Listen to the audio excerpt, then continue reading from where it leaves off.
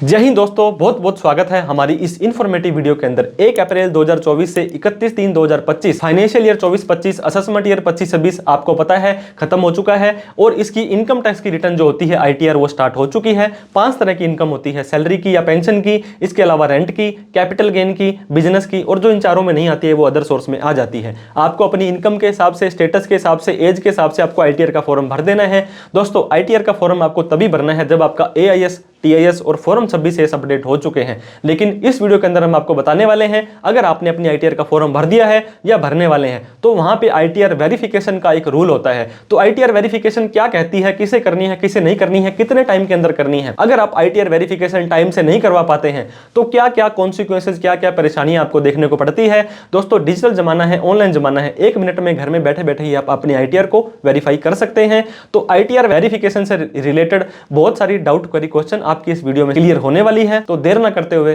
चलिए दोस्तों वीडियो को स्टार्ट करते हैं। तो दोस्तों आज हम बात करने वाले हैं आईटीआर यानी कि इनकम टैक्स रिटर्न। जब साल खत्म हो जाता है तो सरकार को आप बताते हो कि मेरी इतनी इनकम पूरे साल में मैंने कमाई है और मेरा इतना टैक्स बनता है जो मैंने ये पे कर दिया है। लेकिन आईटीआर को भरने के बाद उसको वेरीफाई करना पड़ता है। तो इस वेरिफिकेशन के रूल के बारे में आज हम आपको विस्तार से बताने वाले हैं। जो आईटीआर की वेरिफिकेशन है इसको आप कई माध्यम से कर सकते हैं। If any ITR filed need to verify through, किसके माध्यम से दोस्तों, सबसे बढ़िया सबसे ज़्यादा यूज होता है आधार ओटीपी। आपके आधार कार्ड में एक मोबाइल नंबर दिया गया है, उस पर ओटीपी जाएगा और आईटीआर वेरीफाई हो जाएगी।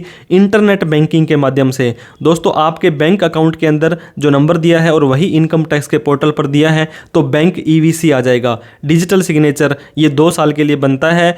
मतलब अगर आपका कोई भी मेथड काम नहीं कर रहा है तो डीएससी ही एक रामबाण इलाज होता है। डीमैट अकाउंट के माध्यम से ये सारे मेथड आपके काम नहीं करते हैं तो दोस्तों आपको सीपीसी बेंगलुरु, जहां से सारी की सारी इनकम टैक्स रिटर्न प्रोसेस होती है, वहां पर जब आपकी ऐसी आईटीआर डाउनलोड होगी वहां पर आपको साइन करके उसको कुरियर या डाक से भेजना होता है। बात करते हैं आईटीआर वेरिफिकेशन की। आईटीआर की जो साइंड कॉपी है जो मैंने आपको बताया था वो पहले आपको 120 दिन के अंदर अंदर सीपीसी बेंगलोर भेजनी होती थी, लेकिन अब इस टाइम को बहुत ज़्यादा घटा करके सिर्फ 30 दिन कर दिया गया है। मतलब अगर आप आईटीआर भरते हैं तो या तो इन ऑनलाइन माध्यम से या इस साइंड कॉपी को बेंगलोर आपको 30 दिन के अंदर अंदर ही भेजनी पड़ेगी। दोस्तों आईटीआर फाइलिंग की डेट क्या मानी जाएगी। आईटीआर वेरीफाई कर दी आपने 30 दिन के अंदर अंदर तो वही डेट मानी जाएगी जिस दिन आपने आईटीआर को सबमिट किया था।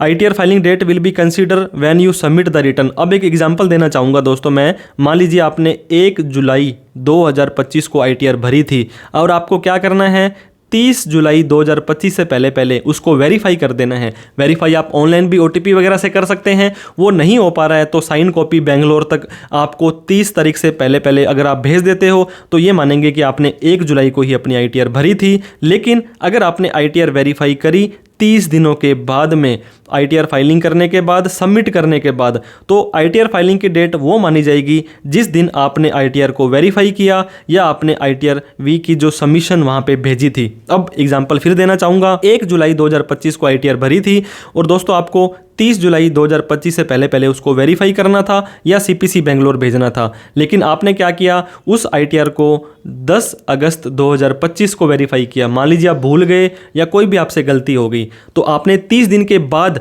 आईटीआर को वेरीफाई किया तो ये माना जाएगा कि आपने इस दिन आईटीआर भरी है। तो इस तरह से दोस्तों सारे के सारे कॉन्सिक्वेंसेज, लेट फीस और सारी की आपने आईटीआर टाइम से भर दी थी लेकिन वेरीफाई 31 जुलाई के बाद हुई तो ये माना जाएगा कि आपने आईटीआर 31 जुलाई के बाद भरी है।